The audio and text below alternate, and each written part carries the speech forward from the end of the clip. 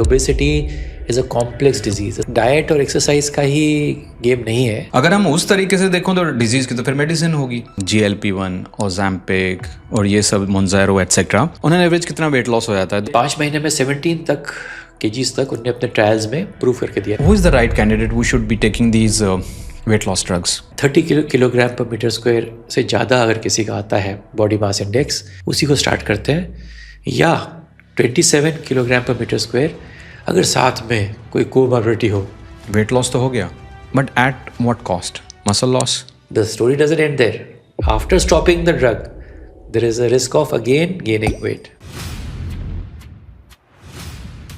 Welcome back to MHB bytes. India में 33% adults overweight या obese हैं, और इसी वजह से हम diabetes, heart attacks, fatty liver, BP issues सब में विश्व गुरु बनते जा रहे हैं।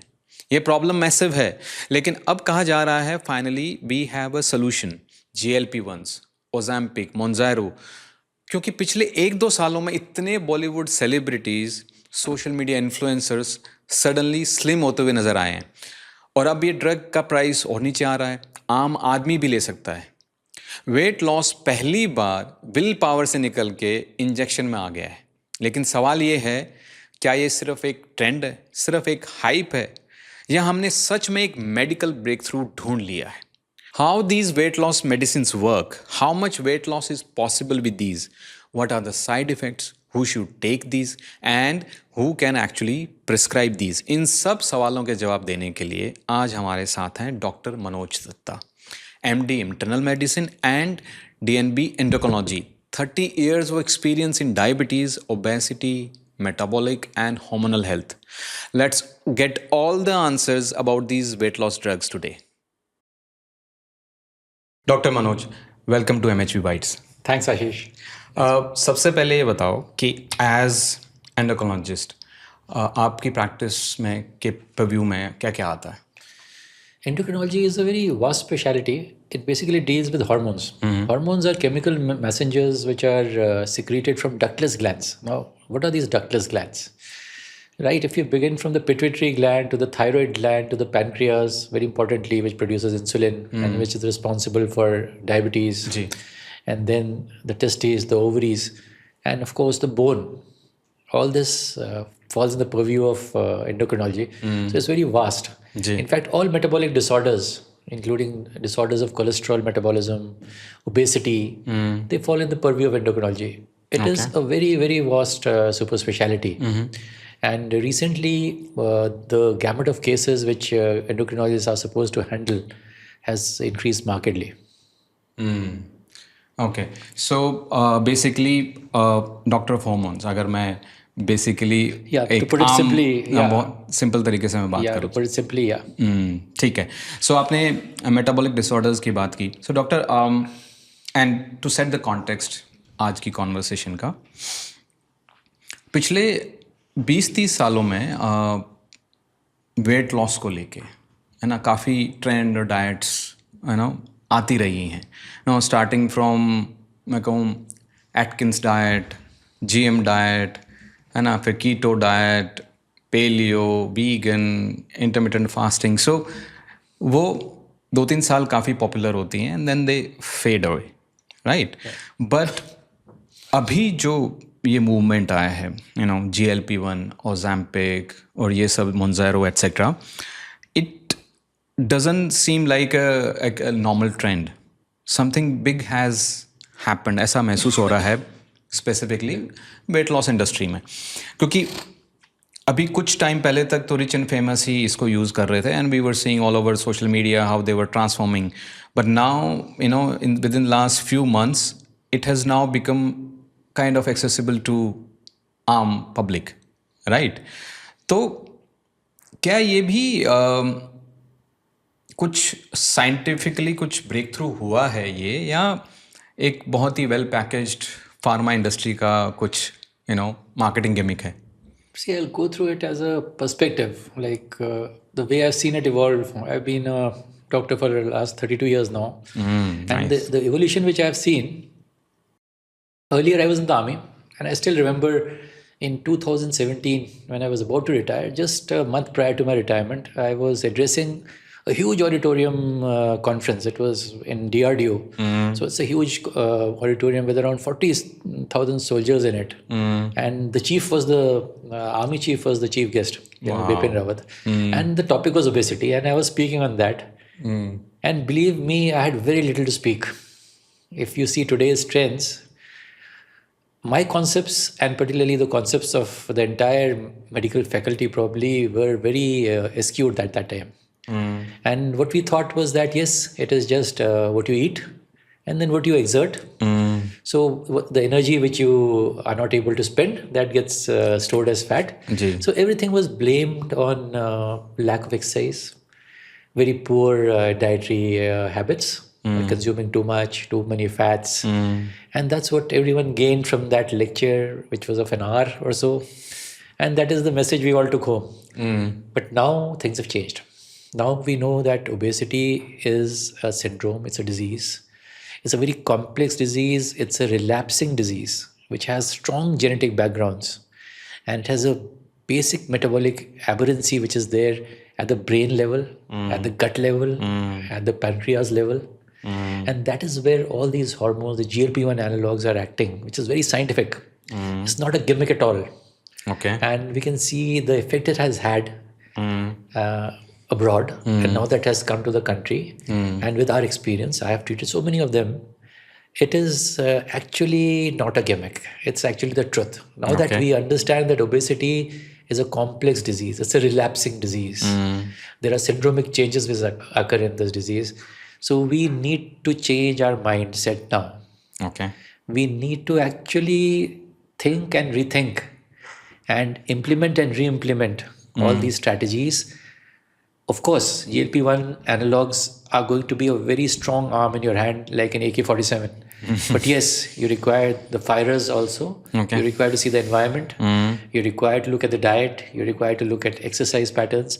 All this needs to go synchronously together, pari passu, as we say, hand in hand. So that is the concept. So before we go into the details of GLP-1 etc. आपने एक word use किया कि you were in army. Tell us more about वो army में कब थे, कहाँ थे, क्या कर रहे थे आप? I was in army for a long time, from 1992 to 2017. 92 to 17. Yeah, 2017. That was a pretty long time. And I served in a lot of difficult areas, difficult terrain, mountainous terrain, hilly terrain, jungles, deserts. So everywhere.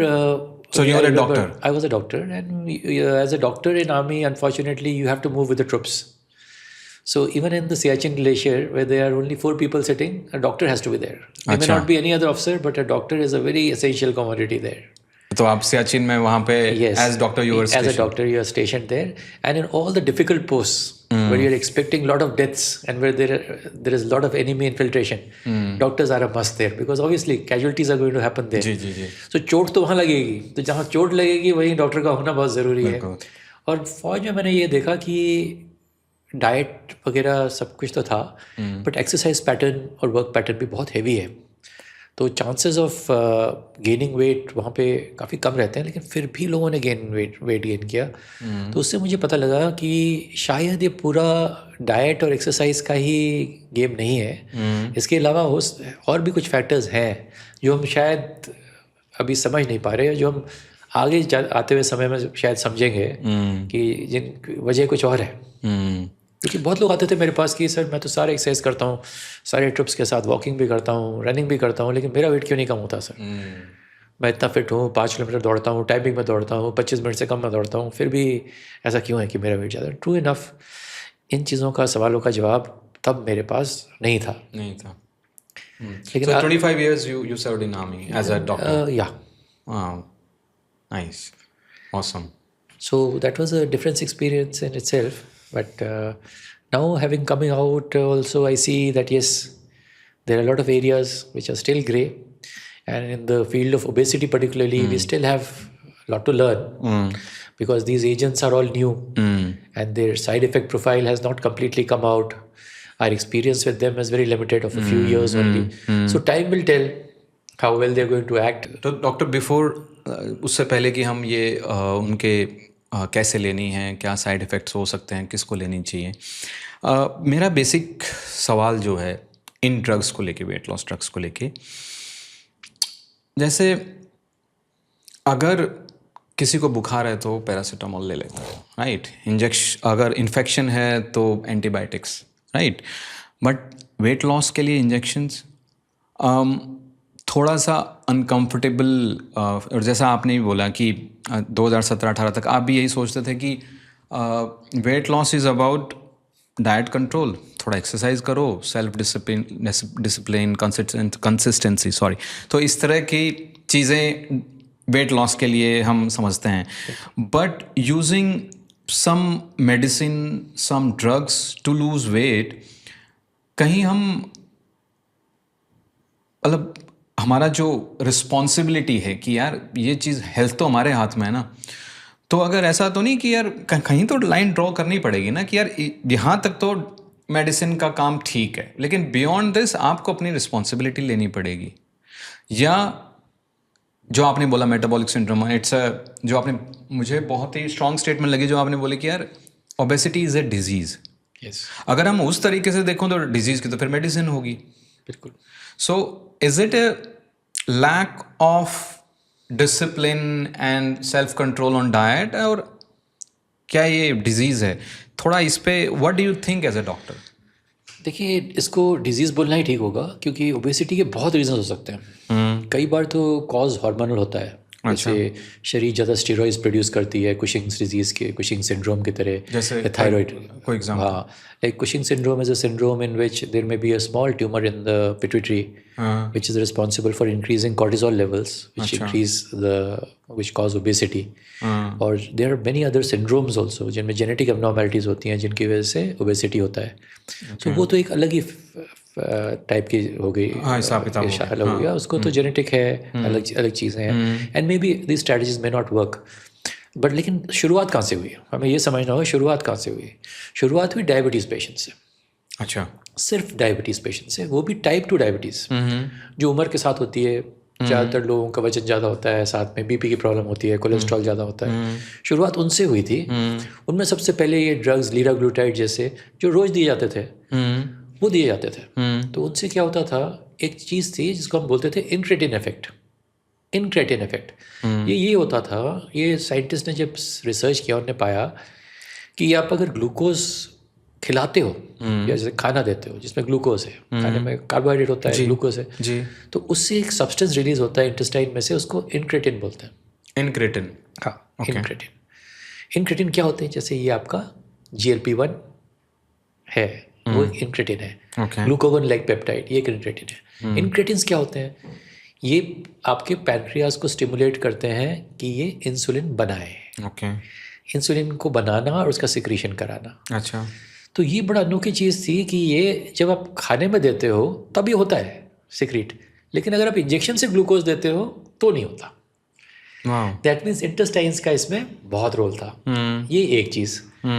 दूसरी चीज़ ये पाई गई कि पेट में से कुछ कुछ hormone secrete होते हैं जो ब्रेन पे एक्ट करते हैं, जैसे लेप्टिन। ये बताता है पेट में जब खाना पहुंचता है कि अब पेट भर गया, मतलब सेटाइटी हो गई। अंग्रेजी में इसको सेटाइटी बोलते हैं। दैट्स ग्रेलिन और लेप्टिन। तो वो लेप्टिन ये बताता है कि पेट भर गया। ग्रेलिन होता है, वो ये बताता है कि पेट नहीं भरा। तो आदमी खाता चला जाता है और फिर मोटा होता चला जाता है। और ये जो हार्मोन सिक्रीट होते हैं पेट में से, ये ऐड करते हैं ब्रेन के रिसेप्टर्स पे। तो ये GLP-1 एनालॉग्स का इन रिसेप्टर्स पे भी एक्शन है। अच्छा, इन रिसेप्टर्स को ज़्यादा काम कराना लेप्टिन को, और ग्रेलिन को शांत करा देना, ताकि जल्दी लगे पेट को कि पेट भर गया है। और दूसरी चीज़ ये जो करते हैं, ये आपके पेट का जो खाना है उसको बहुत देर तक रोक के रख लेते हैं ताकि वो नीचे ना जाए और डाइजेस्ट ना हो। और खाना पेट में रुक जाएगा, या जिस तरह से गैस्ट्रिक एम्प्टिंग टाइम बोलते हैं, वो बढ़ जाएगा। खाना ज़्यादा देर पेट में रहेगा तो एब्जॉर्प्शन में टाइम लगेगा, तो शुगर के स्पाइक नहीं होंगे, और शुगर के स्पाइक नहीं होंगे तो वजन नहीं बढ़ेगा। तो इस तरह से आया तो ये डायबिटीज़ के लिए था, लेकिन इसका साइड इफेक्ट क्या था, वजन का घटना। अच्छा, तो जिनको भी ये शुरू किया गया, ये पाया गया कि उनका वजन भी घट रहा है, तो ये एक साइड इफेक्ट तो इनके लिए फ़ायदेमंद हो गया। अभी उसी साइड इफेक्ट को एक्सप्लॉइट करना शुरू कर दिया ऑन अ हायर डोज, कि शुगर कंट्रोल तो चलो एक तरफ, ऐसे डोज में इसको यूज़ करो जिसमें वजन घटे। तो वो यूज़ स्टार्ट हो गई और ये पाया गया कि काफ़ी सेफ भी थे ये दवाइयाँ। छोटे मोटे साइड इफ़ेक्ट जैसे कुछ गैस्ट्राइटिस हो जाना, थोड़ा लूज मोशन हो जाना, भूख ना लगना, ये सब तो छोटे थे। लेकिन जो इंसान अपना शुगर को कंट्रोल करना चाहे और जो अपना वजन भी घटाना चाहे, उसके लिए तो इट वाज लाइक अ बून, ये वरदान था उनके लिए।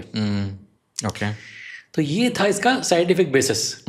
फिर उसके बाद ये कुछ कंपनियों ने बनाना शुरू किया, तब ये दवाई बहुत महंगी थी क्योंकि कुछ ही कंपनीज के पास पेटेंट था इसका, कॉपीराइट सा था। लेकिन धीरे धीरे जब कॉपीराइट हट जाता है, कॉपीराइट 1-2 साल के लिए होता है, तो जैसे ही हट गया तो आज कोई भी बना सकता है उसको। और जब बहुत कंपनियां बना सकती हैं तो उसकी प्राइस भी नीचे ले जाती है गवर्नमेंट। तो उस तरह से इनकी कीमत भी बहुत घट गई। जो कि एक समय में 25,000 26,000 का महीने का कोर्स होता था, आज वो उतर के 2,000 से 5,000 के बीच में आ गया है। और जो ये ड्रग स्टार्ट हुआ था लीलाग्लूटाइड से, जो हफ्ते में रोज़ लेनी पड़ती थी, बाद में डूलाग्लूटाइड आया, उतना इफेक्टिव नहीं था, चलो हफ्ते में एक बार। लेकिन अब ये दवाइयाँ हफ्ते में एक बार दी जा रही हैं और अभी तो कोशिश ये की जा रही है कि महीने में एक बार भी क्यों ना हो जाए। अच्छा। Scientist are working very hard on it. Scientist अभी कर रहे हैं विचार कि ये महीने में एक बार क्यों ना हो जाए। ओके। तो ये इसका ये साइंटिफिकली पाया गया। तो डॉक्टर एक चीज़ बताओ, जैसे you been using these drugs like doctors for diabetes since 90s या उससे पहले से? ये स्टार्ट तो आपके लेट 90s में हो गए थे। लेट 90s में। तो इतने 20 साल कैसे लग गए इसको ओबेसिटी ड्रग बनने में? देखिए क्या होता है, किसी भी ड्रग को पास होने के लिए पहले आपको इस पे टेस्ट करने पड़ते हैं। इन पे अप्रूवल्स होते हैं, स्टैट्यूटरी अप्रूवल्स होते हैं। जैसे फूड एंड ड्रग एडमिनिस्ट्रेशन है यूएस में, फिर हर कंट्री के अपने कंप्लायंसेस हैं। So there trials, there randomised controls trials which have to be done. You have to do certain trials in which first you do trials on animals, prove the safety in animals, then you do it in small number of people, then you do it in big number of people, you look for side effects, you assess it, and when you find that it's completely safe in a phase 3 trial, only then तभी उस drug को market में लाया जाता है और start किया जाता है। और फिर भी वो ड्रग अंडर सर्वेलेंस रहता है। और आज ये बहुत ज़रूरी कर दिया गया है किसी भी डायबिटिक ड्रग के लिए या ओबेसिटी ड्रग के लिए कि कार्डियोवैस्कुलर ट्रायल इनको क्लियर करना पड़ेगा। पहले तो कार्डियोवैस्कुलर ट्रायल कि हार्ट पे क्या असर है इसका, वो मैंडेटरी है, ज़रूरी है। उसके अलावा ऐसा क्यों? ऐसा क्योंकि बहुत ऐसे ड्रग्स पहले जो हार्ट डायबिटीज़ के बने हैं उनका हार्ट पे असर था। अच्छा। और उसकी वजह से कई बार डेथ्स भी हुए थे, सडन डेथ्स, कार्डियक डेथ्स भी हुए थे।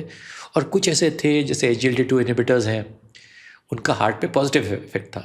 तो वो कुछ ट्रायल समय से पहले रोकने पड़े क्योंकि उनमें फ़ायदा इतना था कि गवर्नमेंट को और सारे देशों को ये लगा कि इसको रोकना गलत होगा, पहले ही शुरू कर दिया जाए कि लोगों को इसका फ़ायदा पहले ही मिले। तो हर ट्रायल का ये मतलब नहीं होता कि वो लंबा चलेगा। कई बार जब सेफ्टी बहुत होती है और उस ड्रग का इफेक्ट बहुत क्लियर होता है तो जल्दी निकालो यार, जल्दी निकालना पड़ता है, पीपल कैन जल्दी निकालना पड़ता है ताकि लोग इसका बेनिफिट जल्दी ले सकें।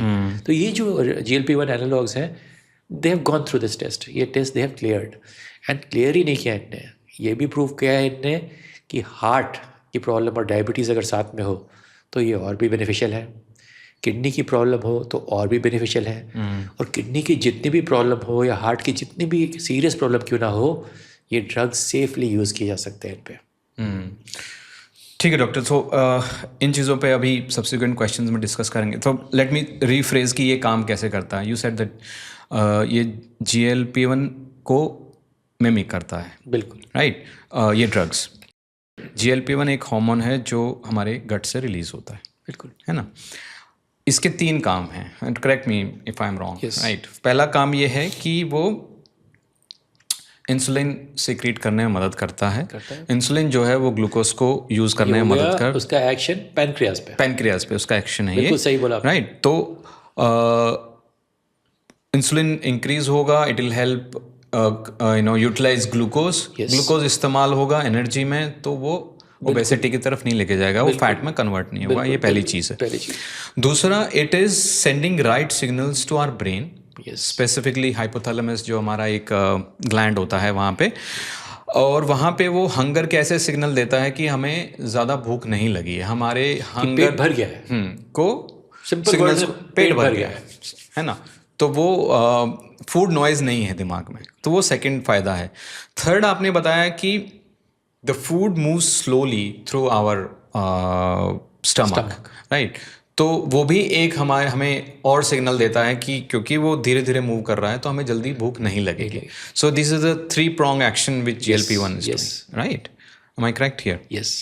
इसके अलावा ये तो अपने प्रिंसिपल जो एक्शंस बताए, जो इसके मोड ऑफ एक्शन है जी, उसके अलावा जो इसके फ़ायदे हैं, इसी की वजह से इसके बड़े सारे फ़ायदे निकलते हैं। जैसे फैटी लिवर है, ये वहाँ पे ऐड करता है। इसका खाली कार्बोहाइड्रेट मेटाबॉलिज्म, हम तो शुगर को ही देख सकते हैं क्योंकि नापा हो ही जा सकता है, जी, लेकिन फैट मेटाबॉलिज्म पे भी, फैटी एसिड ऑक्सीडेशन में फैट को तोड़ना ताकि फैटी लिवर ना हो, वो फैट जो इकट्ठा होता है वो लिवर में इकट्ठा, वो भी नहीं होता, तो फैटी लिवर को प्रिवेंट करता है। हार्ट पे भी सिमिलरली कि ताकि कोलेस्ट्रॉल जमा ना हो, आर्टरीज में कोलेस्ट्रॉल जमा ना हो, प्लेटलेट्स जो है वो फ्लो करते रहें, ब्लड का फ्लो जो मेंटेन रहे, जिसको हम rheological so secondary positive effects आप देख रहे हो इस चीज़? देखते हो। वो सेम इफेक्ट किडनी पे भी है, वो सेम इफेक्ट इंटेस्टाइन पे भी है, हर जगह वो आप देखोगे इंसान को हर तरफ से, हर पहलू से वो इफेक्ट करता है। आपकी कोलेस्ट्रॉल जो है लेवल्स वो नीचे आ जाते हैं, जो खराब वाला कोलेस्ट्रॉल है, LDL कोलेस्ट्रॉल, वो नीचे आ जाता है। बड़ी तो सारी एक एक चीज़ इनको ना अपन करेंगे डिस्कस अभी इस उसमें, लेकिन एक चीज़ जो कुछ टर्म्स हैं जो अभी थोड़ा सा हमें एक्सप्लेन कर दो। सो GLP-1 का काम हमें समझ में आ गया कि बेसिकली वेट लॉस कैसे होता है, कम खाना है, ज़्यादा बर्न करना है ना?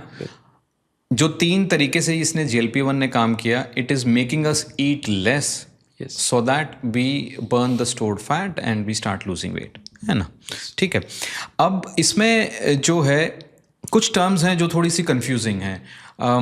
GLP-1 जैसे हमने ग्लूकागॉन लाइक पेप्टाइड्स, राइट? तो GLP-1, फिर है ओज़ेम्पिक, फिर सेमाग्लूटाइड, मोन्जारो, कुछ टर्म्स हैं ये। तो कुछ क्या ड्रग्स हैं या फिर ये सॉल्ट हैं या कुछ ब्रांड के नेम हैं? थोड़ा सा इस पे क्लैरिफाई दो। इनमें फ़र्क है। जैसे सीमाग्लूटाइड है, ये प्योरली GLP-1 एगनिस्ट है, मतलब ये सिर्फ GLP-1 रिसेप्टर पे ही काम करेगा। अच्छा, so semaglutide is a class of drug? It's a class of drug which is a GLP-1 agonist. मतलब ये GLP-1 को एक्टिवेट करेगा। एक मोन्जारो एक अलग क्लास ऑफ ड्रग है। अच्छा। इसमें एक GLP-1 भी है इसके पास जिस पे ये ऐड करेगा, और एक GIP होता है, गैस्ट्रिक इनहिबिटरी पेप्टाइड, उस पे भी ऐड करता है, उसको भी एक्टिवेट करता है। अभी गैस्ट्रिक इनहिबिटरी पेप्टाइड पे भी बहुत रिसर्च हुई और ये पाया गया कि 2/3 एक्शन तो इसका है, ओके, जो ब्रेन को सिग्नल पहुंचाने में। तो ये अलग सा ब्रेन को सिग्नल पहुंचाता है, ओज़ेम्पिक, मोन्जारो। वो GLP-1 वाला सिग्नल तो पहुंचाता है, जो इसका उतना स्ट्रांग नहीं है ओज़ेम्पिक जितना, लेकिन ये वाला सिग्नल इसका बहुत स्ट्रांग है, तो ये वो पहुंचाता है वहाँ पे वो सिग्नल, GIP वाला सिग्नल। सो दोनों मिलके काम करते हैं। और GIP का फैट पे भी बड़ा स्ट्रांग एक्शन है, फैट को तोड़ने में। ओके, तो ये 2 एक्शन ऐड हो जाते हैं। तो मोन्जारो एक अलग क्लास ऑफ ड्रग है जिसमें डुअल एगनिज्म, मतलब 2 चीज़ें हैं। 2 चीज़ें, बाकियों में सब में एक ही चीज़ है। अच्छा। सो चाहे सीमाग्लूटाइड हो, चाहे ओज़ेम्पिक हो, चाहे राइज़लबस हो, ये सारे एक ही ग्रुप है, दे आर ऑल सीमाग्लूटाइड। ओके, ये मोन्जारो इज टर्जिपेटाइड। ट्राज़िपेटाइड, इसमें 2 चीज़ें हैं। ओके। अभी धीरे धीरे ऐसे मॉलिक्यूल्स भी आने वाले हैं जो अभी खैर रिसर्च में है, तो उनके बारे में बात नहीं करूंगा मैं, जिनमें 3 होने वाले हैं, जो अलग अलग जगह पे ऐड करेंगे। इंटरेस्टिंग। और जैसे ये वेट लॉस होता है, ज़्यादातर जब भी वेट लॉस होता है मसल लॉस भी होता है, जिसको सार्कोपिनिया कहते हैं। तो ऐसे ड्रग्स बनाए जा रहे हैं जो मसल पे ऐड करेंगे और मसल ग्रोथ को बढ़ा देंगे साथ में, ताकि मसल लॉस ना हो जाए। तो वो भी आ रहे हैं, वो भी रिसर्च चल रही है, अभी आए नहीं है वो ट्रायल्स पे, लेकिन जब वो आएंगे तो हम आगे जाके किसी दिन आशीष हम लोग फिर उसको भी डिस्कस करेंगे जिस दिन जब वो आते हैं, ताकि we can enlighten our audience, but they are also en route. ठीक है, thought process is going on. Okay, तो मैं थोड़ा रिफ्रेश करता हूँ। सेमाग्लूटाइड जो है वो सिर्फ GLP-1 एक उसका काम है, करेक्ट, है ना? उसमें आते हैं ओज़ेम्पिक एंड दूसरा आपने क्या बताया? अब तो बहुत आगे, सीमा नेक्स्ट। अच्छा, ठीक है, सीमा लाइक बहुत सारे, अब तो खैर पूरा आगे, but starting yes Ozempic was the beginner. Ozempic, ठीक है। और दूसरा पहले डुलाग्लूटाइड होता था और लीराग्लूटाइड होता था, जो डेली बेसिस पे दिया जाता था, वो भी इसी ग्रुप के थे, GLP-1 एगनिस्ट। सबसे पहले तो एक्जिनेटाइड आया था। ओके, ये एक्चुअली गीला लिजर्ड है, एक मॉनिटर लिजर्ड, अच्छा, जिसमें से मिला था ये, जिसके सलाइवा से मिला था ये फर्स्ट टाइम। ये कैसे ये साउंड्स इंटरेस्टिंग, ऐसा क्या एक मतलब monster क्या कर lizard- रहे थे साइंटिस्ट कि उनको ये मिल गया? वही बड़ी हैरानी की बात है कि उन लोग गीला लिजर्ड पे काम कर रहे थे और इन्हें नोटिस किया कि उसके सलाइवा से ये जो मिलता है ये GLP-1 है, एगनिस्ट है, और ये इंसुलिन को सिक्रीट कराता है। और ऐसे तो डिस्कवरीज बहुत है दुनिया में जो कैसे से मिली है by chance. Okay, that's why यही वजह होगी शायद कि इतना इंटरेस्ट इसमें हुआ है। लेकिन जब ये शुरू शुरू में आया था एक्जेनेटाइड के रूप में, इसको हम 2 बार देते थे इंजेक्शन, 10 माइक्रोग्राम का 2 बार देते थे, तब इतना पॉपुलर नहीं हुआ ये। 2 बार कितने, हफ्ते में 2 बार या दिन में 2 दिन में 2 बार, दिन में 2 बार? दिन में 2 बार पेशेंट के लिए बहुत पेनफुल हो गया था, कॉस्टली, बहुत कॉस्टली था ये, 50,000 के करीब कीमत थी। फिर भी कुछ लोगों ने यूज़ किया था और वेट कम हुआ था, पर तब ये डायबिटीज़ लिए यूज़ होता था। तो इनके साथ यूज़ के साथ हमने ये पाया कि अब जो लेटेस्ट वाले हैं GLP-1 एगनिस्ट या मंजारो जो है GIP प्लस GLP-1 एगनिस्ट, इनसे ये हमने पाया कि बाकी डायबिटीज़ की जो दवाइयाँ हैं, इंसुलिन है, दवाइयाँ हैं, उनका डोज हम कम कर पाते हैं, रिक्वायरमेंट कम हो जाती है। ओके, क्योंकि इतना अच्छा शुगर कंट्रोल कर देते हैं ये कि बाकी कई बार हटाने भी पड़ते हैं दवाइयाँ, पेशेंट का शुगर लो जाना शुरू हो जाता है। सो इस पर भी हमें थोड़ा सा मॉनिटरिंग इसलिए रखनी पड़ती है। तो डॉक्टर ये बताओ कि ऑन एन एवरेज कितना वेट लॉस हो जाता है? 2 तरह की ड्रग्स आपने बताई, एक सेमाग्लूटाइड और दूसरा ट्रेज़ोपेटाइड। टर्जेपेटाइड जो है उसमें 5 महीने में 17 तक केजीज तक उन्होंने अपने ट्रायल्स में प्रूव करके दिया कि 17 किलोज तक लॉस हुआ है या उससे ज़्यादा भी। So that's on the trials part. In your practice, how much do you see? Very close to that, Very close to that. Very close to that. And particularly जब मैं इनको यूज़ करता हूँ पॉलीसिस्टिक ओवेरियन सिंड्रोम के patients में या arthritis के patients में या जो सांस लेने में जिनको दिक्कत है, ऑब्स्ट्रक्टिव स्लीप एपनिया है या डायबिटीज़ है, डायबिटीज़ पे उतना वेट लॉस नहीं होता क्योंकि वो एक कैटाबोलिक डिजीज़ है वैसे ही जिसमें प्रोटीन लॉस होता है। बाकियों में काफ़ी रेडिकल है लॉस, या प्लेन ओबेसिटी में काफ़ी वेट लॉस हो सकता है।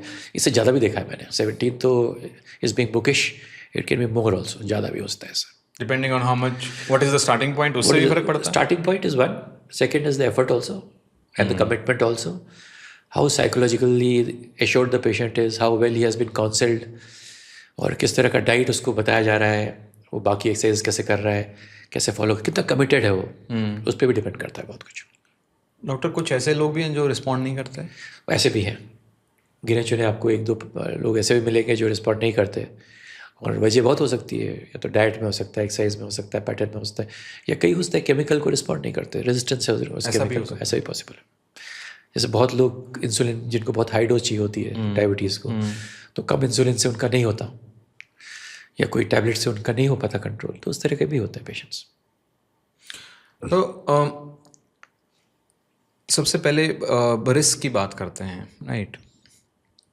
कोई भी इस तरह का ड्रग आता है जो कि मतलब ग्राउंड ब्रेकिंग टाइप का लगता है, तो स्पेसिफिकली आजकल लोग अवेयर हो रहे हैं सोशल मीडिया की वजह से कि भाई इसका कितना साइंटिफिक एविडेंस है, रिस्क फ्री कितना है, कितने long term randomise control trial हुए हैं, कितने लोगों पे हुए हैं, कितने सालों तक हुए हैं। तो हम confident are you in the like no?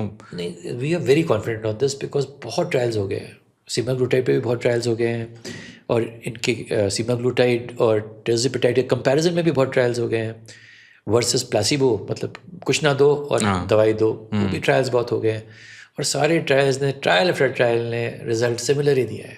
अच्छा, there is not one trial which has shown a failure of this drugs as far as glucose lowering was concerned, cholesterol lowering was concerned, weight loss was concerned, and not only weight loss, they studied other criteria also, जैसे waste circumference कैसा है, body mass कैसा है, body fat percentage कैसी है, अलग अलग machines use किए हैं, डेक्सा मशीन्स, अलग अलग मेथड्स यूज़ किए देखने के लिए, क्वान्टिफाई करने के लिए फैट, और हर तरफ से यही पाया कि कितने लार्ज स्केल ट्रायल्स हैं ये? बहुत लार्ज स्केल है। रैंडमाइज कंट्रोल ट्रायल में 10,000 से भी ज़्यादा लोग रिक्रूट हुए हैं across multi centres, multi centric, और placebo control trials, randomise control trials जिनमें बायस नहीं होता। एथनिसिटी भी? Ethnicity, various ethnicity across all, South Asians, Caucasians, all types, Hispanics, Caucasians, Asians, सब पे तो ट्रायल्स हो चुके हैं। एंड हर कंपनी जो नया ला रही है, इनको कर रही है स्टार्ट, वो भी एक ट्रायल कर रही है प्रूव करने के लिए। सो ट्रायल नंबर्स तो अब खैर इतना माने नहीं रखते क्योंकि वो तो प्रूव हो चुका है, food and drug administration of the US उनने भी क्लियर किया है, इंडियन गवर्नमेंट ने भी क्लियर किया है, सब ने क्लियर किया। अब तो मतलब उस पर तो अब विवेचना करने की कोई मतलब सवाल ही नहीं है अब। अच्छा, it is a tested drug now, it's a tested drug, you fully confident on that? Very confident. And western world में तो people have been using it for years together now. अच्छा, हमारे यहाँ तो अब आया है, बाकी जगह तो बहुत पहले से यूज़ हो रहे हैं। तो डॉक्टर एक बात बताओ कि who is the right candidate who should be taking these weight loss drugs? कोई क्राइटेरिया है या किसी को भी 5-7 किलो लूज करना ले भाई थोड़ा सा दे दो अपना weight loss? There are very clear cut criteria. हम लोग देखते हैं बॉडी मास इंडेक्स, अच्छा, जिसमें किलोग्राम को डिवाइड करते हैं height in metre square, and 30 kilogram per metre square से ज़्यादा अगर किसी का आता है बॉडी मास इंडेक्स, उसी को स्टार्ट करते हैं।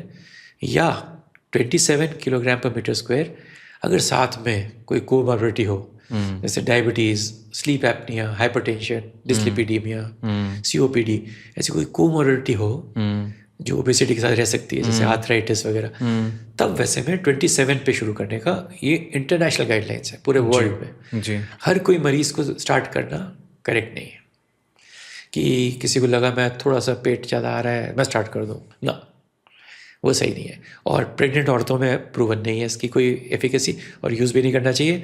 और 18 साल से कम आयु वाले लोगों में इसका इस्तेमाल नहीं करना है, क्योंकि कोई ट्रायल नहीं है अभी इस वक्त। सारे एडल्ट्स पे हैं ट्रायल? बिल्कुल, above 18, all trials are above 18 and they are in patients of type 2 diabetes, not type 1 diabetes, and obesity जिन पे 30 किलोग्राम पर मीटर स्क्वायर से ज़्यादा था BMI।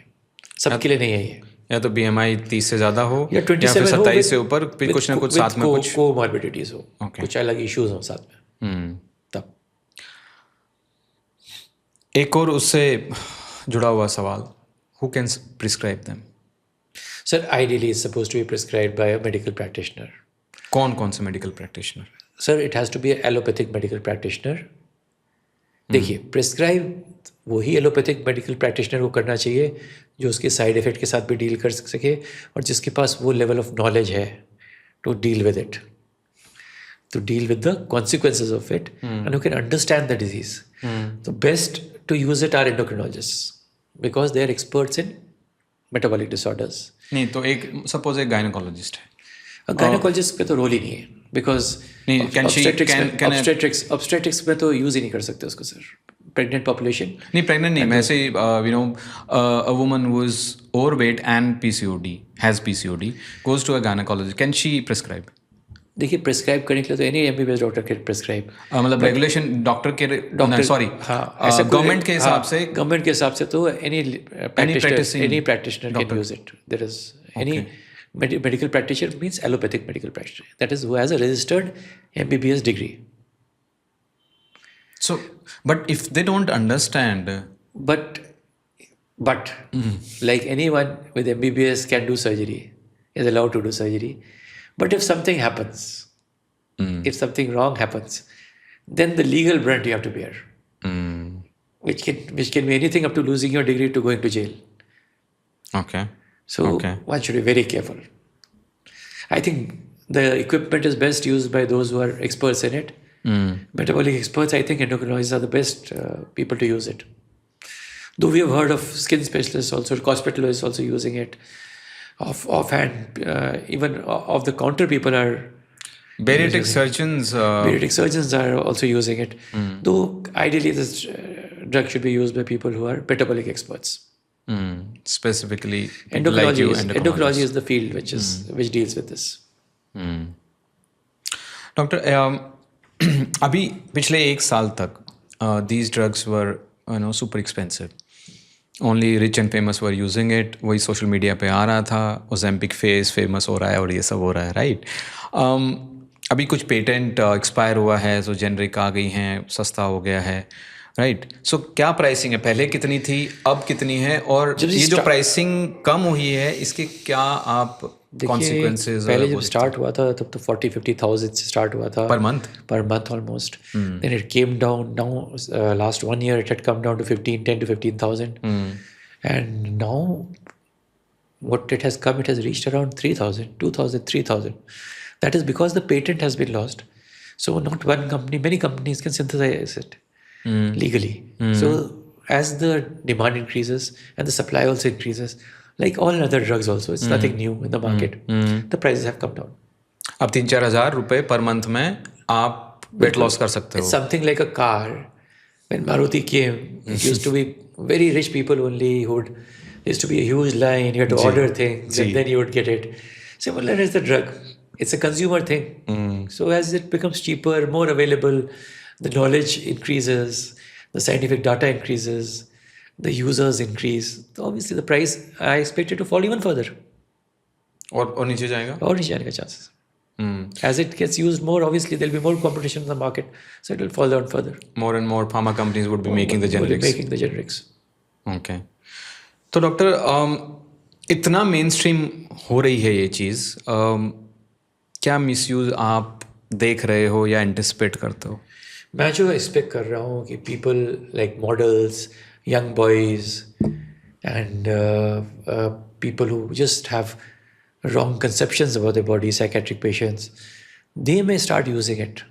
क्या It may abuse. आपने जो ये Like बाद में sportsmen, to decrease their body fat, they may use it.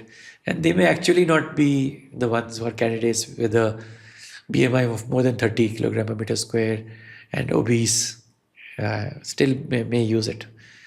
So I see a potential for misuse. Like any other drug, there is a potential. Any drug which can make you look slimmer, trimmer, more handsome, younger, has the potential to do this.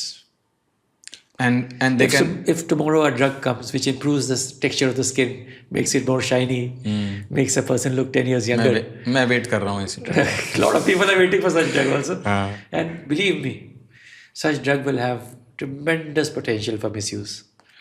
People will fail to realize that with aging, there is a change in the collagen structure, there is a change in the hydration of the skin, there are changes in the cells which occur. And true enough, such drugs can be misutilized.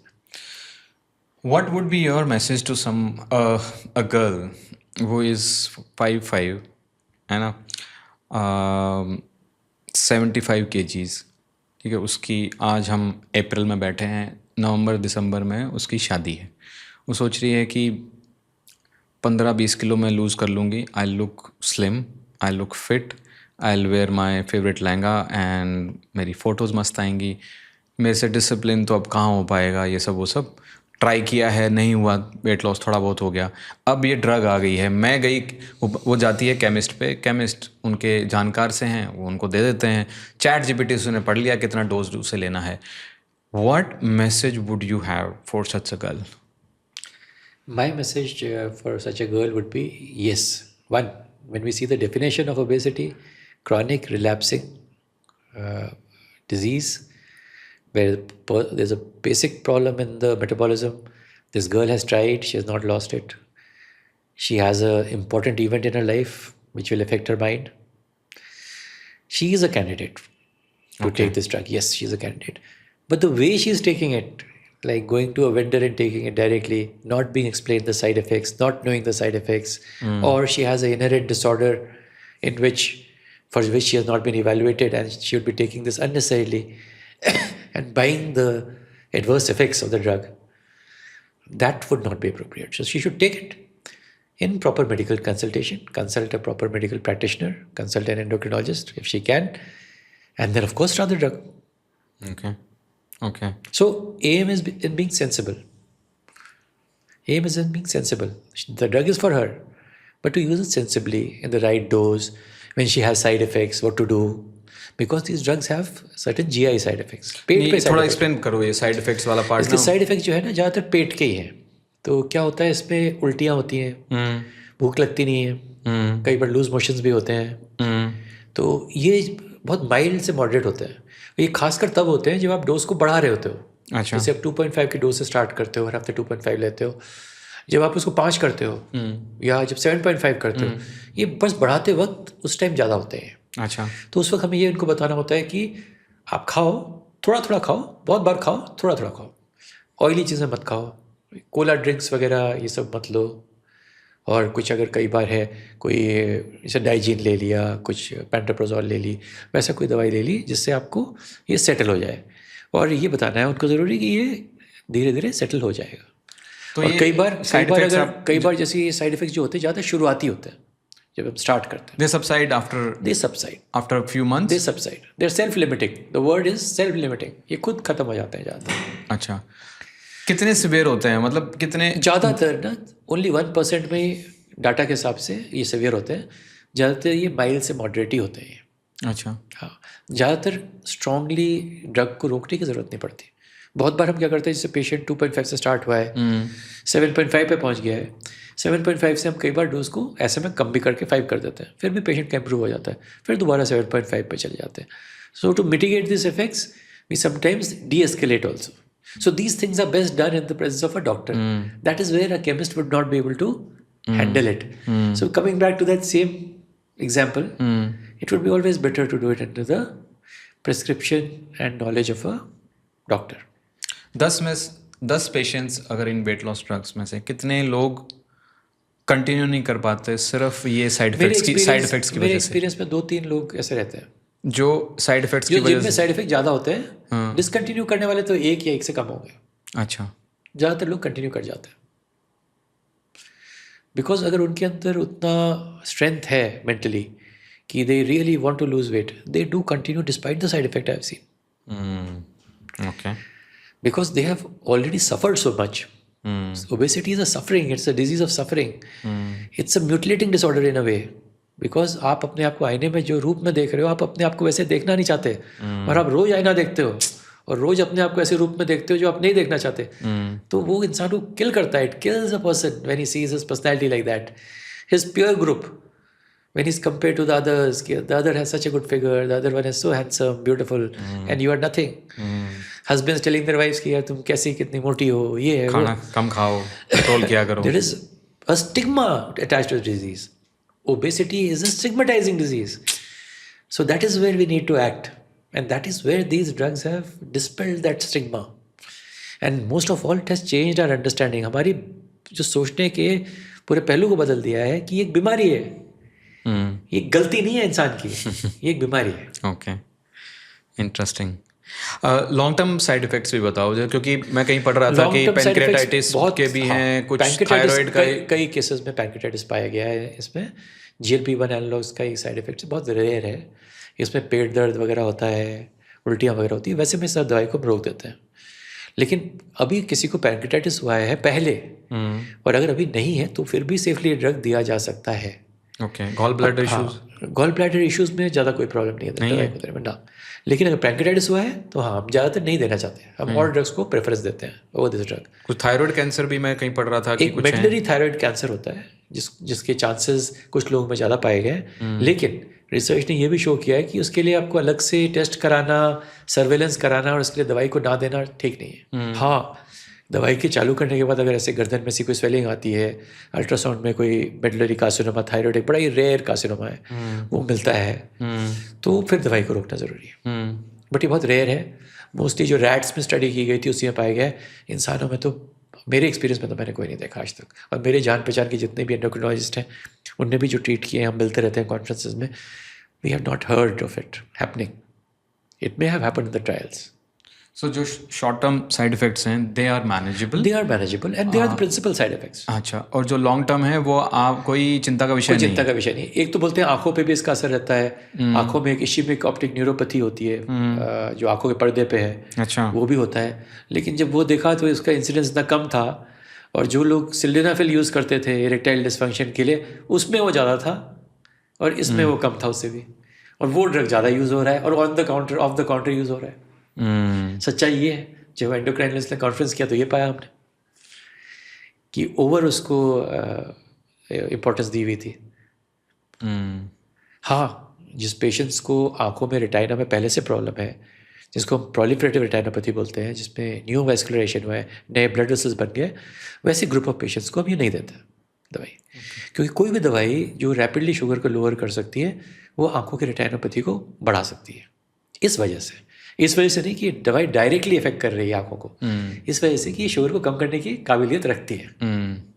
और जो चीज़ sugar को rapidly कम करेगी वो रेटाइनोपैथी को बढ़ाएगी। वो insulin भी कर सकता है ये काम। ठीक है। डॉक्टर एक और थोड़ा सा कंसर्न जो बहुत ही कॉमन है वो ये है कि वेट लॉस तो हो गया, आप तो कह ही रहे हो कि 18-20 किलो हो जाता है 3-4 महीने में, राइट? तो but at what cost? Muscle loss? See, if the patient, normally all these companies who are selling it, जो companies बेच रही हैं इसको, साथ में उनकी टीम्स भी जाती हैं, वो एक्सप्लेन करती हैं किस तरह का डाइट लेना है. हाँ, इस तरह के इसके साथ डाइट का बड़ा इंपॉर्टेंस है, डाइट और एक्सरसाइज का. कोई भी वेट लॉस का ड्रग होगा या कोई भी मैकेनिज्म होगा, मसल लॉस होगा उसमें. जो फैट को लूज करेगा तो मसल भी लूज करेगा. हालांकि मंजारो और सीमाग्लूटाइड दोनों ने ये शो किया कि compare to other weight loss drugs इनमें मसल लॉस उतना नहीं था ज़रूर. अदर वेट लॉस ड्रग्स कौन से? पहले भी आए थे बहुत मार्केट में, पैसिडोल, आइसोफ्लूर, बहुत सारे ड्रग्स आए थे पहले. अच्छा. हाँ, जो यूज़ हुए हैं. बट वो इतने पॉपुलर नहीं हुए या मास पॉपुलर नहीं हुए. कईयों में सुसाइडल डिप्रेशन हो गया कईयों की वजह से, तो सारे मार्केट से विड्रॉ हो गए. एक ऑर्ली स्टैट है जो अभी भी यूज़ होता है, उसके भी साइड इफ़ेक्ट्स हैं कि बहुत ही ऑयली लूज मोशंस होते हैं उससे. बट इससे ये पाया गया कि हाँ, होता ज़रूर है सार्कोपेनिया, लेकिन उतना नहीं. तो उसके लिए you have to be prepared. आपको अपने रेगुलर एक्सरसाइजेस करने हैं, वेट ट्रेनिंग या रनिंग जैसे भी, और वो है प्रोटीन इंटेक बढ़ाना है. You can even take whey protein to increase. So that I would leave to Ashish. आपके जैसे लोग हैं जो डील कर रहे हैं इसके साथ, सार्कोपेनिया के साथ, और जिनको पता है कि कौन से प्रोटीन सेफली यूज़ किए जा सकते हैं, किस मात्रा में यूज़ कर जा सकते हैं, कितना मसल मास बढ़ाने के लिए किस तरह का एक्सरसाइज करना चाहिए, उसमें you have a key role to play, Ashish. So we should in such weight losing drugs when we are using, we should incorporate your help, because weight loss is not an individual doctor's game. It is an interdisciplinary team action, जिसमें dietitian, आप, health education, physical exercises, बहुत लोग हैं इसमें involve. Your family, everyone is involve in this. Lot of people involve, the society, your pure group, everyone. So everyone has to get involved. So sarcopenia is a definite problem, and उसका solution सिर्फ हमारे पास नहीं है, doctor के पास. इसमें बहुत सारी चीज़ें इन्वॉल्व है. तो डॉक्टर एक चीज़ बताओ, जब इमीडिएट साइड इफ़ेक्ट्स थोड़े से महसूस होते हैं, ठीक है, नोजिया, वॉमिटिंग और ये सब, तो और वो खा भी कम रहा है इंसान, क्या उसका मन करेगा कि वो जो लाइफस्टाइल चेंजेस नेसेसरी हैं एक हेल्दी तरीके से वेट लॉस करना, मतलब प्रिजर्विंग द मसल मास, अगर वो इस साइड इफेक्ट से जूझ रहा है, कम खाने से भी जूझ रहा है, थोड़ा लैक ऑफ एनर्जी भी होगी, would the person be open for including weight training जो आज तक नहीं की? अगर की होती तो वो वहाँ नहीं पहुँचा होता, right? So I hope you getting what I am trying to say here. इसमें बहुत ही बड़ा रोल है मोटिवेशन का. You require a motivating team, पूरा साथ में काम करे. Psychological assurance, psychiatrist. Obesity is a very complex disorder. Okay. It's not just pure neurohormonal. इसमें और भी बहुत सारे फैक्टर्स हैं. मोटिवेशन है, और कई, आप बताइए, आर्थराइटिस है, उसको आप बोलोगे, वो बोलेगा मेरे पास कितने पेशेंट आते हैं आर्थराइटिस के जिनको मैंने स्टार्ट कर दिया. बोलते सर अब एक्सरसाइज कैसे करें, हमारे घुटने तो चल नहीं रहे. सही बात है. So they have to be told, someone has to tell कि there is hydrotherapy. That means they can do swimming or something. They can use bicycle, stationary bicycle. There are so many other ways of losing fat, gaining muscle, doing exercises, weight training, just upper limbs, upper body, various workouts, how to stabilize the knee. So there are many other ways in which you can motivate them and make them do it, and we have succeeded.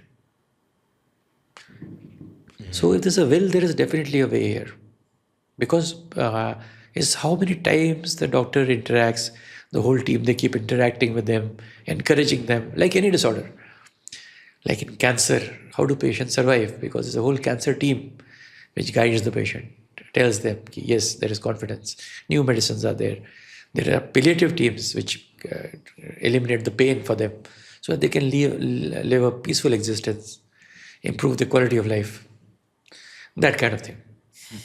Get your point. तो ये team work है, सिर्फ doctor की prescription से बात बनेगी? बिल्कुल नहीं बनेगा. You'll have to work with a coach who can handhold you, like people like our coaches at my health buddy. In fact, I would say doctor's role would be the least in this. He just prescribes the medicine, The patient and takes manages the side effects. and manages the side effects. But besides that, the whole gamut of things, the whole world, how the patient has to manage. And the story doesn't end there.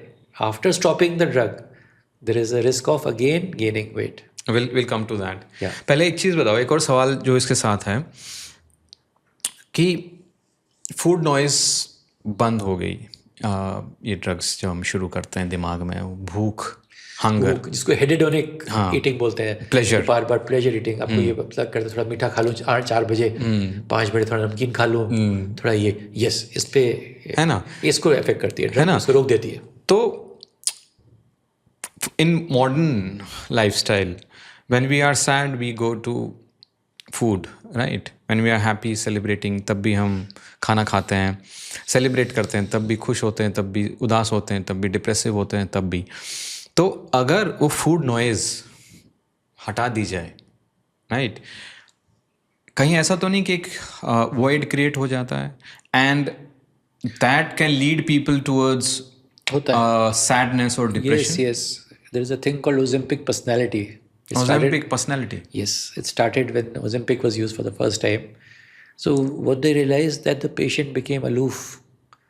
Anhedonia, मतलब lack of desire. जब खाने का desire नहीं है, खाना is a reward. खाने इंसान through the generations first need इंसान की क्या रही है? खाना. क्या? जीने के लिए, एनर्जी के लिए. आपने वो हटा दी, हाँ, तो बाकी चीजों का डिजायर भी तो हटेगा. एग्जैक्टली. आपने एक रिवॉर्डिंग बिहेवियर हटा दिया, तो बाकी चीजों में भी बहुत तो बड़ी, हटेगा. जो आपने एग्जैक्टली ये वर्ड यूज किया, रिवॉर्डिंग बिहेवियर हट गया तो फिर जीने का क्या सवाल आया? फिर जीने में आनंद कहाँ आया? एनाडोनिया बोलते हैं इसको, लैक ऑफ डिजायर. जी, ये देखा गया. क्या है फिर इसका मतलब, इसको कैसे? तभी मैं बता रहा हूँ, वही आपकी सोसाइटी, आपका रहना साथ में, आपको उनको गाइड करना, आपको उनको और चीज़ों में इंटरेस्ट दिलाना, उनके चेंज करना माइंड पे, वैसी चीज़ें देना जिनसे उनको प्रोटीन बढ़े, या वैसी चीज़ें बार बार थोड़ा थोड़ा खिलाना उनको उनका लाइफस्टाइल बना देना उसको. सो वो जो वॉइड है उनके रिजल्ट्स को, और उनके जो वेट लॉस के जो रिजल्ट्स हैं उनको बार बार रीट्रेट करके उनको रिवॉर्ड बनाना. आप रिवॉर्ड को खाने की जगह वेट लॉस को रिवॉर्ड बना दो. अगर इसका माइंड को चेंज कर दो, विच इज सो डिफिकल्ट, आप वो कर दो, सो तब सक्सेस है. वो खाने की रिवॉर्ड को रिप्लेस करना है कि how you are looking, you know, कितना आपका कॉन्फिडेंस बूस्ट हो रहा है, how you look at eating and the way of eating. नहीं, आप फिर जब आपका रिजल्ट आने लगे तो आप आईने में कैसे दिख रहे हो, वो कॉन्फिडेंस, वो सेल्फ एस्टीम, उसको कवर करेगा, कॉन्फिडेंस को. And then replace that eating. आपने बड़ा सिंपल देखा होगा कि आदमी बैडमिंटन खेलने जाता है, शुरुआत में सीखता है जस्ट, वो 15 मिनट में छोड़ के आता है, बोलता है मैं तो इतने अच्छे प्लेयर है, क्या खेलूंगा मैं, ये है वो. उसका कोच उसको सिखाता है, रोज आधा घंटा वो खेलता है, बहुत अच्छा हो जाता है. पहले अच्छों के साथ खेलता है, फिर वो देखता है अच्छों को भी मैं हरा पा रहा हूँ, फिर उसमें और इंटरेस्ट आती है, बोलता है नहीं मैं तो 6 बजे की जगह 5 बजे जाऊँगा सुबह खेलने. अच्छा. और वो अच्छों के साथ खेलता है, और भी अच्छों के साथ खेलता है, और देर खेलता है. क्या मिलता है उसको? वही ना, ब्रेन को रिवॉर्ड, दैट हैप्पीनेस कि I am achieving more and more. Weight loss also gives that, in fact more than badminton और एनीथिंग. खुद को जो आईने में देखता है, जब 10 लोग उसको बोलते हैं कि भाई आप तो और भी यंग लग रहे हो, उसका और बढ़ता है हौसला, वो और बेटर करता है. See everyone likes to be praised. जी. So this is what accrues out of this.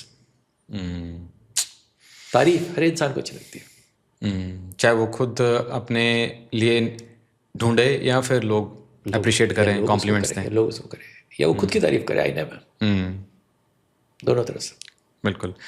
Doctor, एक सवाल और कि life after weight loss, 15-20 kilo तो लूज हो गया, what is the strategy after that? Should they, वो दवाइयाँ बंद हो जाती हैं, यू वीन ऑफ? कायदे से जो किताब बोलती है कि आप अगर दवाई को रोक भी दो तो भी प्रॉब्लम नहीं है, लेकिन उन्होंने जब स्टडी किया कि जो लोगों ने वेट लूज़ किया था बिना इन ड्रग्स के, लोगों ने इसके बगैर भी लूज़ किया है वेट, एक्सरसाइज से, डाइट से, आज तक तो वही करते हैं. हाँ, उनने मोस्टली अराउंड 80% ने 6 महीने में वेट रिगेन किया. वाइल ये दवाइयाँ जिन्होंने छोड़ दी, उनमें से सिर्फ 30% ने रिगेन किया, 70% ने वेट रिगेन नहीं किया. That's what data says. हाँ, that's what the data says. And जिन्होंने कंटिन्यू किया उनने तो गेन ही नहीं किया. अच्छा. तो लोग ऐसे हैं मेरे पेशेंट मोस्टली जो छोड़ ही नहीं रहे. Is it Yes, healthy? It is they are healthy. always on medication. It is healthy because the drug has a maintenance dose. अच्छा. All these drugs have maintenance dose. So the benefit, the positive benefit in the sugar levels, The positive benefits as far as the fatty liver goes, the positive effects as far as the cardiac effect goes, and as far as the effects of the kidney goes, they keep accumulating. उनका benefit उनको मिलता रहता है. तो आप ये कह रहे हो कि एक मेंटेनेंस डोज है, उस पे भी रह सकते हैं. बिल्कुल. Even if you wean off, अगर आपने साथ साथ लाइफस्टाइल कुछ चेंजेस किए हुए हैं और आप मेंटेन कर पाते हैं उससे, वेल एंड गुड. लेकिन आप कंटिन्यू भी करना चाहते हैं तो भी कोई हार्म नहीं है. And you saying that rebound is lesser than a person who would have lost weight by just diet and exercise. Other means, lifestyle intervention इसको बोलते हैं. वेट, एक्सरसाइज, डाइट, उससे जो होता है उससे ज़्यादा इफेक्टिव है. उससे ये बहुत ज़्यादा इफेक्टिव है. Okay. Interesting. All these studies have shown this. This has come through so many studies. And so many diets which were followed earlier, Atkins diet, Mediterranean diet, General Motors diet, keto diet, they all had almost similar weight loss. And in 6 months, there was a regain of weight. So ultimately, what was the final lesson? That weight was regained in all cases because the problem is in the brain. It's in the gut. But if something will have to act there. But I firmly believe that if we, while losing weight, if we cement few habits. No, using these drugs, it has to be done along with lifestyle intervention. No, मैं इसकी नहीं बोल रहा, मैं generally बोल रहा हूँ. Lifestyle intervention की जो आपने बात की, वो अगर हम कर रहे हैं, like without these drugs if we are losing weight, but along with eating less, if we cement few habits, exercise करने की या calorie counting, that will always be beneficial. That will always be beneficial. तो rebound के chances कम हो जाते हैं. Obviously, it's obvious, but still rebound because it's brain driven. So rebound के chances रहेंगे. Okay. It's driven, because it's driven by the brain. We have to understand it's a complex metabolic disorder. It's a relapsing disorder. तो brain का permanent कैसे change करें फिर? These drugs are there. नहीं, और तो there is nothing. No form of surgery which can be. They did all kinds of surgery. Hypothalamus के centers को radiation से हटा दिया, surgery कर दी, but they were all very risky and led to a lot of other problems. So no one does it. Okay. Doctor, जो आप शुरू में एक बात बोल रहे थे ना कि फैटी लिवर और वो सब का, तो थोड़ा उसके बारे में बताओ कि beyond weight loss, what other benefits do you see with your patients while they are on these weight loss drugs? अच्छा, besides weight loss? हाँ, besides weight loss. हाँ जी. What I have seen is the metabolically, the glycemic control, sugar control improves a lot. Those who are diabetic, उनकी insulin कम हो जाता है, उनके medicine कम हो जाते हैं. जिनको फैटी लिवर है, उनका फैटी लिवर इंप्रूव हो जाता है. Cholesterol levels, particularly LDL levels, lipoprotein small a levels, वो कम हो जाते हैं. वेस्ट सर्कमफ्रेंस पे स्टडी की गई है, वेस्ट सर्कमफ्रेंस मार्केटली कम हो जाती है. बॉडी फैट परसेंटेज मार्केटली कम हो जाती है. आपके हार्ट की कंडीशन जो है, एको में जो देखा गया है, हार्ट की कंट्रैक्टिलिटी इंप्रूव हो जाती है. रीनल फंक्शंस इंप्रूव हो जाते हैं. बीपी फंक्शन मतलब किडनी के फंक्शंस. ओके. और बीपी भी कम हो जाता है, around 10 millimeters of mercury. So वो सब तो they have all been studied because all these trials ना, when they studied all these parameters simultaneously. So all these benefits were shown in all the trials. Very and safety also. Cardiovascular safety, renal safety is documented. It's mandatory also. तो side effect जो हमने discuss किए वो तो थोड़े से हैं, वो मैनेजेबल हैं, बट जो सेकेंडरी बेनिफिट्स हैं बियॉन्ड वेट लॉस, आप कह रहे हो कि बहुत ज़्यादा है. ओके.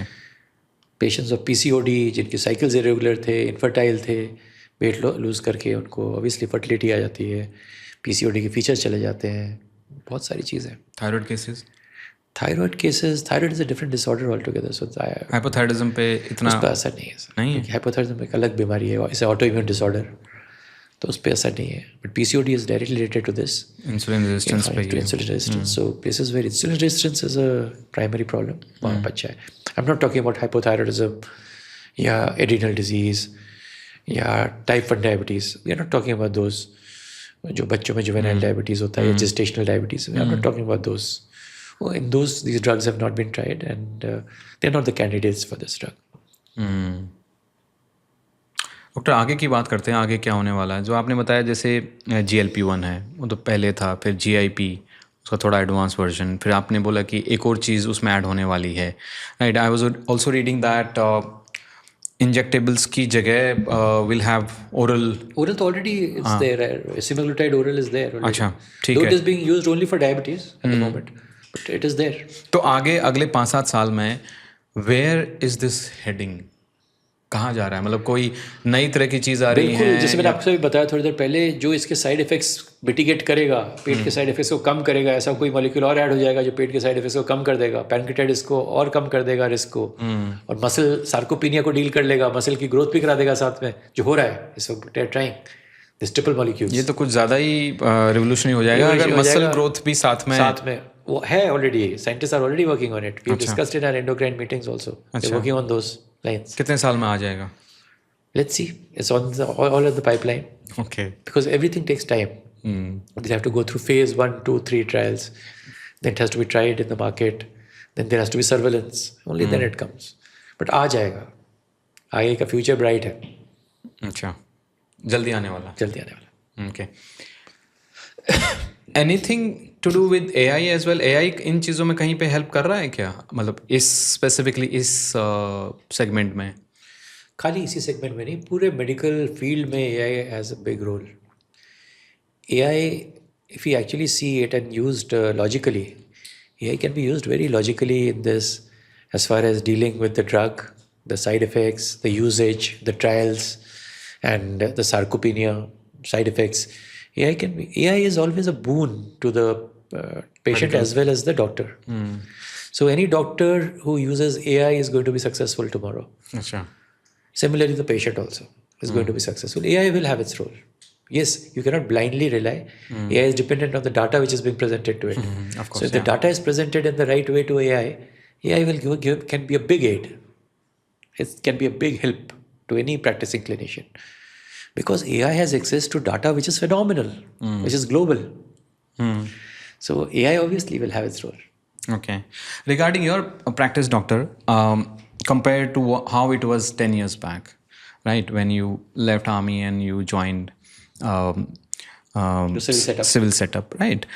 10 जितने भी साल पहले, 10 आई गेस 10 ही साल, 9-10 साल, 8.5 years. हाँ, ठीक है।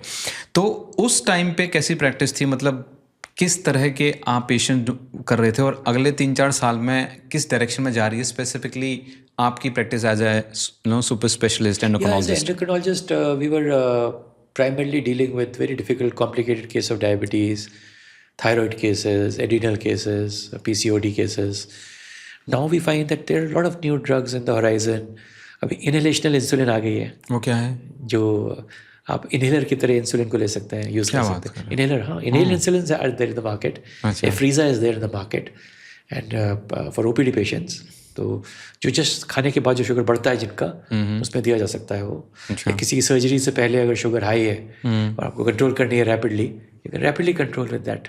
तो इनहेलेशनल, हाँ, इनहेलेशनल जैसे अस्थमा में देते हो वैसा। और PCOD में भी बड़े सारे नए ड्रग्स आ गए। ग्रोथ हार्मोन, जो बच्चे ग्रो नहीं करते थे पहले, हमें रोज इंजेक्शन देना पड़ता था, अभी हफ्ते में एक बार, महीने में एक बार देने वाले हार्मोन इंजेक्शंस आ गए हैं, जिनकी वजह से कंप्लायंस भी बहुत इंक्रीज़ हो गई है, दर्द भी बहुत कम हो गया है। बहुत सारी चीज़ें हुई हैं दुनिया में।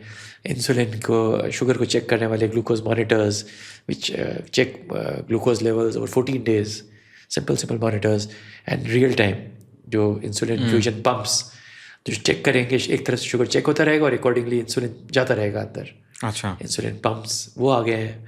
सो lot of things have happened, revolutions have happened in this field, and they are all merged with the data on your iPhone or Android. So patient also knows कब जा रहा है, क्या हो रहा है. Doctor can just see in a minute and say कि yes, these are times when he has high sugars, spike तब होता है, तो तभी ग्लूकोज लोड इतना करना है, ये ग्लाइसीमिक इंडेक्स क्या है, ये सारी चीज़ें जो है काफ़ी लॉजिकल हो गई हैं. Awesome. Brilliant. So brilliantly, yes, science has helped, innovation has helped, AI is going to help for sure. For sure. There's no doubt. But we need to accordingly change our mindsets also. So doctor, हमने आपका doctor का role समझ लिया, हमने patient का role समझ लिया, हमने जो है फार्मा का रोल समझ लिया, ठीक है, हम जैसे कोचेस का भी role, what is the role of government here in terms of regulation, in terms of stopping the misuse, या फिर जेनरिक्स आ गई हैं, वो कितनी एफिशिएंट हैं, उन पे कितना? गवर्नमेंट का तो बहुत बड़ा रोल है इसमें. Ultimately legislation is done by the government only. जी. So they will have the primary role. Well they will have to decide कि जो कंपनीज बना रही हैं ये कंपनीज लेजिटमेट हैं. Are they using the legitimate qualities, are they quality controls in place. Checks करने पड़ेंगे उन पे कि कैसे फैक्ट्रीज में प्रोड्यूस हो रहे हैं, किस तरह के प्रोड्यूस हो रहे हैं, उनकी बायो अवेलेबिलिटी क्या है. खाली बना दिया है लेकिन उसकी बायो अवेलेबिलिटी क्या है, कितना इफेक्टिव है वो ड्रग. और कीमतों पे कंट्रोल, कितनी कीमत होनी चाहिए, कैसे कंट्रोल करना है, और इनको मुहैया कराना है ताकि इनको एवरेज आदमी तक पहुंच सके, पैनल के पेशेंट, गरीब लोगों में पहुंच सके, सब तक पहुंच सके, और सेफ दवाई पहुंच सके, सही क्वांटिटी में पहुंच सके, मिसयूज़ ना हो. लेजिस्लेशन तो वही तो सबसे इंपॉर्टेंट, तो गवर्नमेंट का ही रोल है इसमें. तो जब से जेनरिक आई हैं, आई थिंक गवर्नमेंट का रोल और बढ़ गया है. बहुत ज़्यादा. अब तक तो गवर्नमेंट का रोल बहुत कम था क्योंकि 2 कंपनीज बना रही थी. जब इतनी कंपनीज को आपने लिबरलाइज किया है, सारे ड्रग्स में हमने ये पाया है कि मिलावट आ जाती है. अच्छा. जिसको मिलावट को फाइट करना तो गवर्नमेंट ही कर सकती है. ये रिक्वायर है legislative body, which in India is a government, a federally elected democratic government. So ultimate legislation has to be done by them to keep a check on the quality and the right usage and punishability in cases where wrong use is done. तो doctor, जैसे मैं कहीं सुन रहा था, कहाँ पे पता नहीं, ऐसे कहीं पे भी चल ही रहा है कि जिम ट्रेनर लिख रहे हैं, डाइट के साथ ये भी लिख रहे हैं, ये भी इंजेक्शन ले लो. That also is the government को स्टैंड लेना पड़ेगा. They'll have to write कि which is the legitimate authority to prescribe these drugs, in what form they should be prescribed, in what dosage the government feels that it is appropriate to prescribe, and how to manage the side effects. Government will have to take out a circular. लेकिन वो कर रही है government कुछ? Not so far. नहीं. They have not done so far. They have legalized the drug, but I think वो तो legalise कर दिया, परमिशन दे दी जेनरिक बनाने की, लेकिन अगर रेगुलेशंस नहीं होंगी और वो regulations have to be in place. Regulators have to be in place कि टाइप 1 डायबिटीज़ में नहीं यूज़ होगा, प्रेगनेंसी में नहीं यूज़ होगा, लैक्टेशन में नहीं यूज़ होगा, है ना. तो that kind of thing has to be done. Not to my knowledge that has been done so far. We have not seen in newspaper also. नहीं तो फिर तो ये काफ़ी चिंता का विषय बन जाता है, क्योंकि एक तो ये मास चीज़ है ना. एंड जिस तरह से ये ऑन द काउंटर अवेलेबल हो रहा है, हाँ, तो ये तो लेजिस्लेशन गवर्नमेंट को करना पड़ेगा आगे आते हुए समय में. But somebody who's listening to you, जो कि इन्फॉर्म्ड है, maybe the government at the moment has not totally looked into it. Gradually it will. अभी जैसे HIV के ड्रग्स हैं, मलेरिया के ड्रग्स हैं, इन सब में गवर्नमेंट इंटरवीन नहीं करती क्योंकि they want keep as a public health hazard, treating outweighs the risk. And the benefit outweighs the risk. Similarly for obesity as a world epidemic, they might be thinking likewise. But considering the misuse potential of the drug, they might have to take on some legislation in times to come. हाँ, लेकिन कोई भी लिख रहा है उस पे तो स्ट्रिक्ट रूल्स होने चाहिए. उस पे उनको क्लियर कट कानून, quality control of the clear cut कानून बनाने पड़ेंगे. That is my thought on it. But somebody who's listening, an informed person who's thinking on going on these drugs, ठीक है, उसको ये भी पता है कि गवर्नमेंट ने कुछ खास किया नहीं है इस चीज़ पे. Do you think they should be going for branded instead of generics? That would be wrong to say. Achha. If the government has cleared a generic, we cannot discount the drug. Achha. Because it's been cleared by the government. That would be wrong. ऐसा नहीं बोल सकते. I cannot be advertising for one particular drug कि ये पुराना है, अच्छा है, यही अच्छा है. ये कहना भी गलत होगा. लेकिन ये कहना भी सही है कि generic बनाना ही इसको गवर्नमेंट का परमिशन है ना.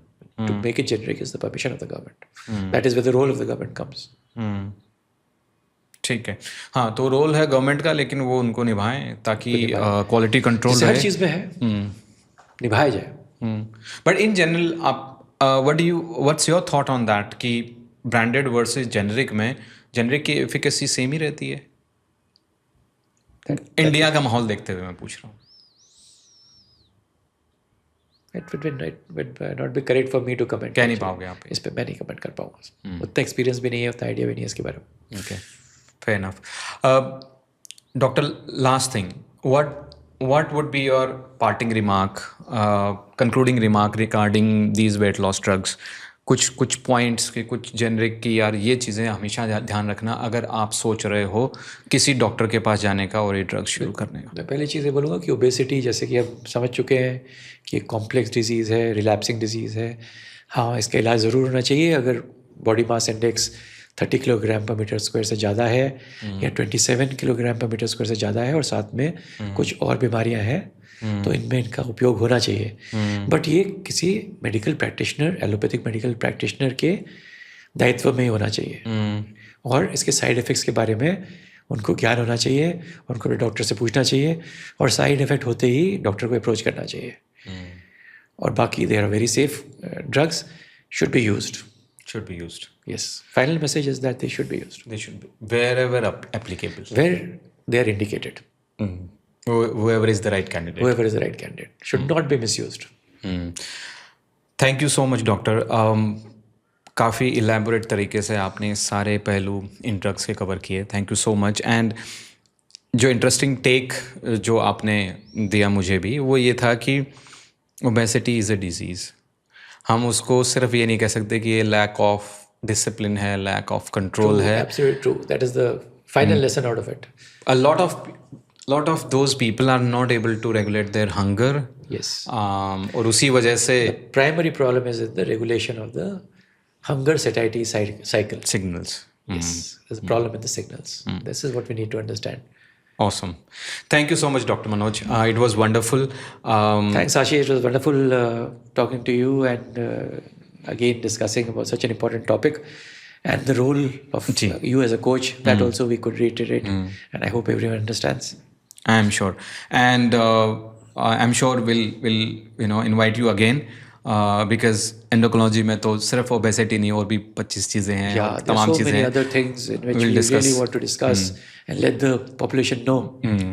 And there's so many things about hormones which the population doesn't know. Exactly, है ना? True. ठीक है, तो आज थोड़ा hot topic discuss किया हमने, weight loss drugs, but we'll come back again. Thank you so much. Thanks for calling. I am sure आज के कॉन्वर्सेशन के बाद आपको क्लियर हो गया होगा ये वेट लॉस ड्रग्स कैसे काम करते हैं, कौन ले सकता है, कौन प्रिस्क्राइब कर सकता है। फिर भी कोई क्वेश्चन बचा है आपके दिमाग में तो प्लीज़ कमेंट्स में पूछो, and please subscribe to our channel अगर अभी तक नहीं किया है तो। See you in the next one.